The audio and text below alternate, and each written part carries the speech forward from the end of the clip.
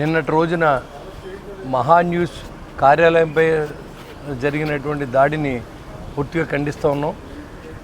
ఏదైనా వాస్తవాలు చెప్పినప్పుడు దాంట్లో ఉంటే మంచి ఉంటే తీసుకోవాలి, చెడ్డ ఉన్నప్పుడు ఖచ్చితంగా మనం అడగొచ్చు. కానీ అక్కడికి వెళ్ళి దౌర్జన్యం చేయడం అనేది చాలా తప్పు.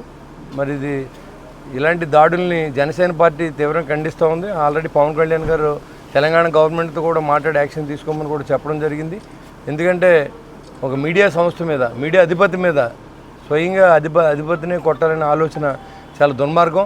ఎంతోమంది జీవితాలని ఫోన్ ట్యాపింగ్ ద్వారా నాశనం అయిందండి. ఎఫ్ఐఆర్ కూడా రికార్డ్ అయింది.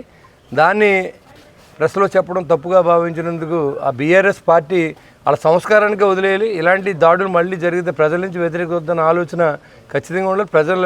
ప్రెస్ యొక్క హక్కుని మరి ప్రజాస్వామ్యంలో మనందరూ కూడా సమర్థించాల్సిన అవసరం ఉంది. ఖచ్చితంగా మహా న్యూస్ మీద జరిగిన దాడిని జనసేన పార్టీ తరఫున ఖండిస్తూ ఉన్నాను.